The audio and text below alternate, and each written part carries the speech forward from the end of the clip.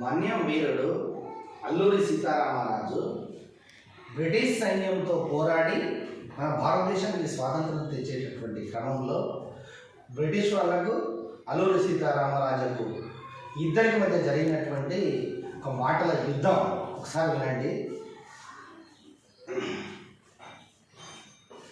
ఈ ప్రశాంత మన్య ప్రాంతంలో తరతరాలుగా మన్యవాసులు అనుభవించే అడవులకు సర్వే చేయించి అందులో అడుగుపెట్టిన అమాయకులను క్రూర మృగాలవలే వెంటాడుతారో ఈ నికృష్ట బ్రిటిష్ కిరాతకులు స్వేచ్ఛగా పశువులు మీసే వీళ్లకు కంచెలు వేయించి అందులో పశువులు ప్రవేశిస్తే బండితో బంధిస్తారా ఈ కర్కసులు. అరే, పని చేసిన వాడు బట్వాడి అడిగితే చెట్లకు కట్టి చర్మాలు తీస్తారు, మర్మ స్థానాల్లో కారాలు పెట్టి హింసిస్తారు. ఎంతటి పైశాచిక కృత్యం, ఎంతటి అమానుషం! తమ కంఠబలంతో బండలు సైతం బ్రద్దలు కొట్టి ఎండకు నడివెత్తి కలుగుతుంటే ములుగులు లాంటి రాళ్ళు పాదాలకు పుచ్చుకుంటుంటే లెక్క చేయక ఈ ఆసుయాపరులపై అత్యాచారమా ఎవరిచ్చాడు ఆ దొరలకీయాకు?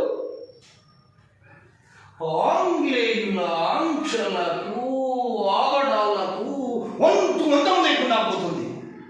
బండ బండనమున కండ కండనమున నకండ కీర్తి రచించిన ఇంటి పరరాజుల పోరాటకు లొంగి కృంగి ఇలా నిర్వీర్యులై నిస్తేజులు అయిపోకూడదు.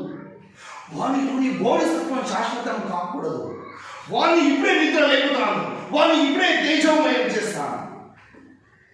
ఘట్టం ద్వారా వీడైన మన కోరికలను చిత్రపదం చేస్తున్నది, వీడైన మన కష్టజీవులు కట్టుకొడుతున్నది. ఏమన్నావా ఇన్స్పెక్టర్? దొర ఎవడరా? నీడనిచ్చిన చెట్టును సమూలంగా నరికి వేయాలన్న నీచాలు నీచుడు వాడా దొర? యావత్ భారతదేశానికి సంఖ్యలు తగిలించే భయంకర భూతం వీడా దొర? మన దేశ సంపదను తన దేశానికి తరలించుకుపోయే బంధుపడుతుందో వాడా దొర? ఆ మాటలు చెప్పడానికి నీకు సిగ్గుగా లేదా? తుచ్చమైన పదవుల కోసం తన తల్లిని పరాయవాడి చేతుల్లో పెట్టడానికి ఏ ఆందోళన అంగీకరిస్తారా? కొడితే ఏనుగు కుంభస్థానానైనా కొట్టగల తెలుగు చాటు బిడ్డలురా. రుతర్ఫోర్డ్ రాజకీయ రమ్మని పిలిచి కాల్చి చంపడానికి ప్రయత్నిస్తావా? ఎదురా నీ పిస్తోలు? కాల్చరా కాల్చు. ఏయ్, అక్కడ కాదురా, ఇక్కడ. అబ్బా, వందే మాతరం, వందే మాతరం, వందే మాతరం.